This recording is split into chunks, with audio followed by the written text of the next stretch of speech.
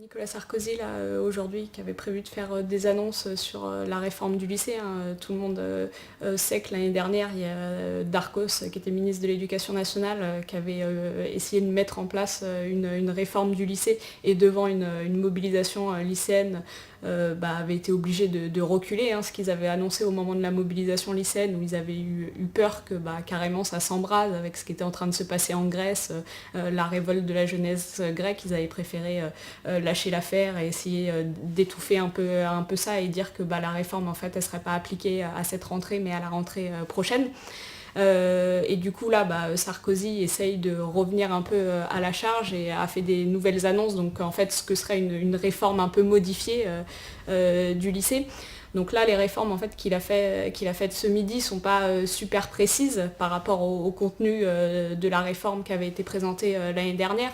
Là, il parle de trois choses principalement. Ce qu'il dit, c'est qu'il ne veut pas renoncer à l'excellence d'un lycée. Il souligne des problèmes qui sont effectivement réels, sur une inégalité sociale.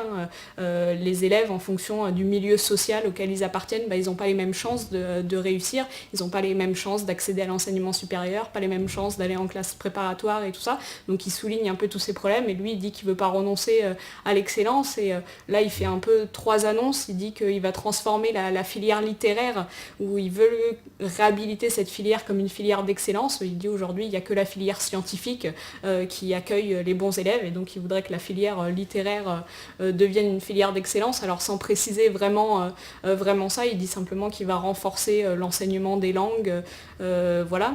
La deuxième annonce qu'il fait, et ça quand même c'est un peu dans la logique de tout ce qui est annoncé depuis le début de la crise financière, là il dit qu'il faut tourner plus le lycée vers les entreprises, vers le monde professionnel, et donc il veut proposer à tous les lycéens des stages en entreprise.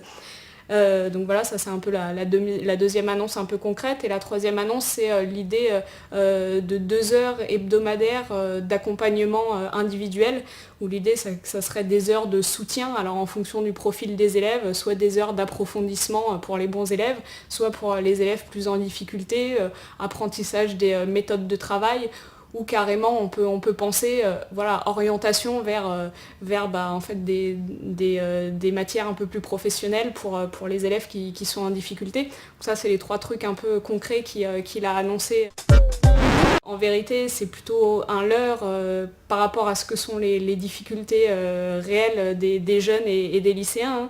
Nous, on pense que ces annonces, par rapport en fait à tout ce qu'ils sont en train de faire du lycée avec les suppressions de postes, là, ce qui a été annoncé depuis 3 ans maintenant, c'est 80 000 suppressions de postes d'ici 2012.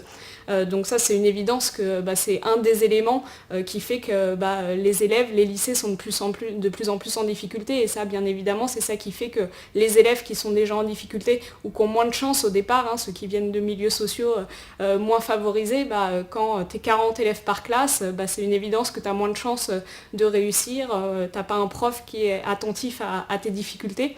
Les solutions aussi qui sont mises en place en fait depuis un certain nombre d'années, c'est aussi une répression accrue des lycéens. On l'a vu l'année dernière avec quand les lycéens se sont mobilisés, une répression assez féroce avec les flics chaque matin sur les lycées quand il y avait des blocages. Là, le 7 octobre, il y a encore eu quelques lycées qui ont bloqué et pareil, qui se sont pris une répression atroce. On a vu aussi il y a quelques semaines là, dans un lycée à Étampes où un proviseur qui voulait interdire aux filles de se mettre en jupe, de s'embrasser dans la cour de récré. On voit bien que les mesures qui sont prises sont en fait totalement en décalage par rapport à ce que sont les problèmes réels des lycéens. Donc nous, on pense que ce qu'il faudrait, au contraire, pour répondre vraiment aux problèmes des lycéens, aux problèmes des lycées, c'est le premier truc, c'est arrêter avec les suppressions de postes massifs, et mettre plus d'argent dans l'éducation, permettre que on ne soit pas 40 élèves par classe. C'est ça qui permettrait en fait des bonnes conditions d'études et qui permettrait à tous les lycéens de pouvoir s'en sortir. Ça, c'est à mon avis la première mesure. C'est aussi arrêter avec tous les discours. Aujourd'hui, on nous dit que, c'est une évidence pour tout le monde, la situation des jeunes, c'est le chômage, la précarité, les difficultés quand on arrive dans le monde du travail. Et ce qu'on nous dit, c'est que le chômage des jeunes, il serait dû au système éducatif, il serait dû à la fac, il serait dû à comment est organisé le lycée. Et donc il y a toujours la volonté en vérité de faire rentrer de plus en plus les entreprises à l'intérieur des lycées, à l'intérieur des universités. Donc nous on dit qu'il faut arrêter avec ça, quoi. On aura bien le temps d'aller se faire exploiter dans le monde du travail quand on aura fini nos études et que c'est pas la peine dès aujourd'hui. C'est ça aussi les mesures qu'il avait annoncées là dans le plan d'aide aux jeunes, hein, c'est multiplier le nombre d'élèves qui sont en apprentissage. Ce que ça veut dire, c'est soit des stages non payés, soit des apprentis qui, quand on a moins de 18 ans, on gagne 343 € par mois pour travailler 35 heures. Donc nous on dit qu'il faut arrêter avec ça et qu'au contraire, ce qu'il faudrait donner, c'est donner les moyens à tous les élèves de pouvoir se former, faire des études. Et donc ça voudrait dire une allocation d'autonomie pour tous les jeunes qui permettrait effectivement de ne pas être obligé de se salarier ou de faire des stages bidons pour pouvoir financer ses études, hein. Aujourd'hui, sans parler des étudiants salariés, hein, c'est un étudiant sur deux qui est obligé de se salarier, mais même les lycéens, aujourd'hui, c'est 18% des lycéens qui sont obligés de se salarier en même temps qu'ils vont au lycée, quoi. C'est quand même hallucinant.